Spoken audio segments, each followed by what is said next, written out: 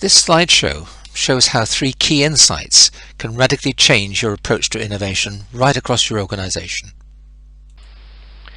This approach to advanced innovation comes from cross-fertilizing ideas from 2 very different organizations. Pira, which has huge experience of practical product innovation, having produced hundreds of new products through very innovative processes over the years, and Informal Networks, which more recently has been leading the way in looking at new ways to make change work in organizations and to enable organizations to create new ideas across organizational boundaries. We set ourselves pretty high standards when we approach the topic of enhanced innovation. We were not looking just to improve marginally on current best practice or to expand it across different types of organizations. We were really looking to make a significant breakthrough. And we recognized quite early that a single insight, however good and useful it might be, would probably not be enough. So we were really looking across a whole series of insights to see whether any combinations of those could help us be much more effective in making innovation practical and very usable in organizations. The first key insight that we chose was the fact that most consistently effective innovation occurs when people with very different skill sets and knowledge work together across organizational boundaries. We're bringing very different perspectives onto the problems and issues of innovation. The second insight, which is in many respects more controversial, is that leaders, people who lead groups, will emerge in all groups who interact together. But these key individuals are very much associated with the specific groups in which they work. So taking one of these emerging leaders who might have worked very well in one innovative team and putting them in charge of another just doesn't work that effectively. The third insight is that people are mainly influenced by the influencers, the individuals that they work with regularly. So it's not surprising that very strong influencers are generally found in large work groups. So if you're looking at innovation, and we're looking across large, medium and small work groups, we're likely to find the people that influence the individuals working on teams will vary considerably. So let's look at what these insights mean in practice. If we look at the first insight, insight 1, it says that the most consistently effective innovation occurs when people with very different skill sets and knowledge work together, often across organizational boundaries. We've put together 2 typical situations where this particular insight can be used very effectively. The first one, if we give an example of an R&D establishment, very high product development area, if we're looking to integrate people with different skills and knowledge working together very informally across those sort of boundaries, the physical layout may well be something like that shown on the left here. We have rest areas, we have personal work areas, we have teams working in groups all around a central product development area where all the technology and the bits and pieces are.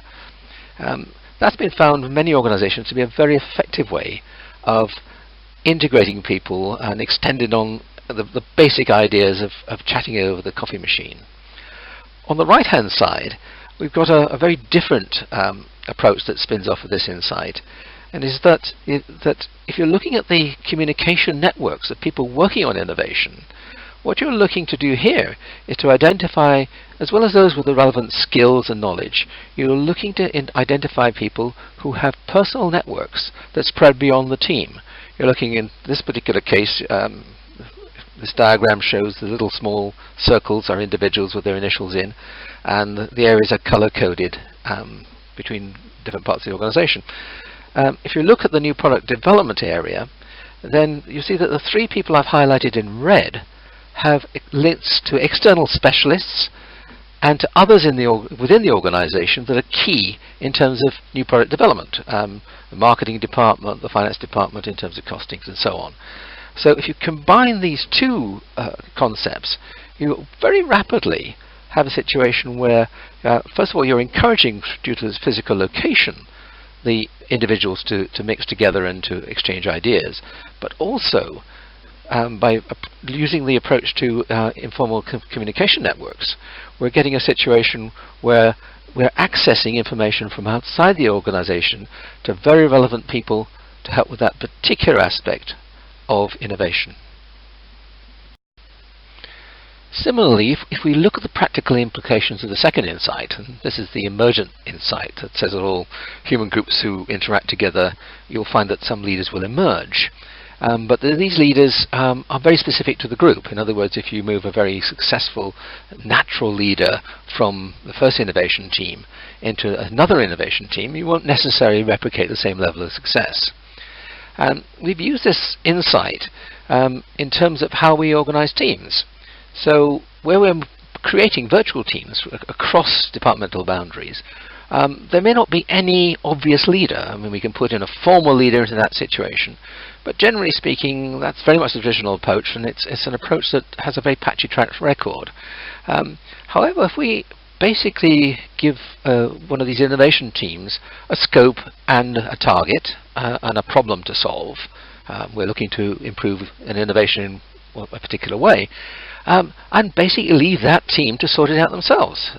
They will very rapidly work out who's best at what and who should be doing what aspects of the work over what time frame within the overall time and budget allocated. And we found this approach to self-management teams, which we've used in more than 50 organizations across Europe, works extremely well. It is, in our opinion, it is just about the most common, best way for innovation teams to work.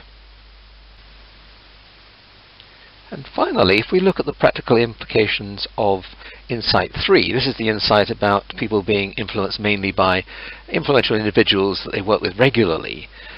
We see we can apply this very effectively to accelerate inter-organizational collaboration.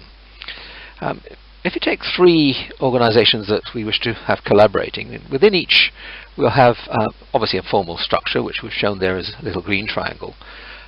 There'll be a number of influencers, which are shown as grey triangle, and a number of what we call knowledge leaders. These are the people who others go to because of their technical knowledge and expertise. And finally, almost hidden at the back, there's a little white triangle. These are, if you like, are the natural collaborators, the more gregarious people, people who find it easy to make friends across organizational boundaries.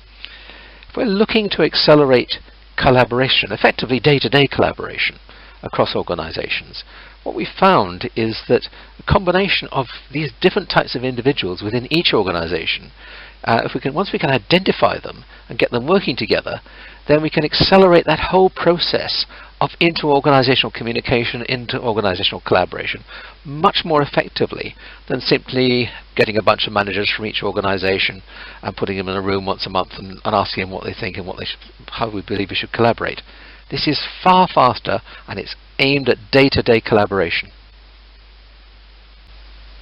And finally, if we look at the benefits of enhanced innovation of using these 3 insights, we end up with some very interesting conclusions. First of all, that these insights don't just apply to big R&D type areas. They apply to everywhere. They apply to continuous improvement programs, right way down to individual problem-solving teams. Also, we don't need to use these insights in isolation. We can use any combination of them together. So, for example, we might be in a situation where, using Insight 1, that innovation occurs best across boundaries, where you've actually changed the physical location in which the team works so that they interact better, and you've chosen the people to a significant degree because of their contacts. Similarly with Insight 2, because leaders emerge, you haven't put in a formal manager to manage this particular innovation team. You've let a leader emerge, a number of leaders emerge, so that these people can operate very much in self-organizing mode within boundaries in terms of budgets, in terms of targets, in terms of what we're really trying to achieve. And finally, in terms of Insight 3, in many situations you're looking for collaboration across either inter-organizational or extra-organizational boundaries, in other words, within the organization or outside. And again here, we're looking at influencers, knowledge leaders, natural collaborators being identified and chosen to work to accelerate that whole process. And so looking back over the experience of peer and informal networks, the huge numbers of hundreds of innovation opportunities we've worked on, I think we're all pretty much agreed. If we were doing it again today, we'd be using these insights in various combinations to accelerate the benefits, and to make the benefits better in terms of quality and in terms of quantity. And our best guess is that you're likely to increase your practical innovation options, problem-solving options, by at least 50% by applying this consistently to innovation in your organization and achieving what we call enhanced innovation.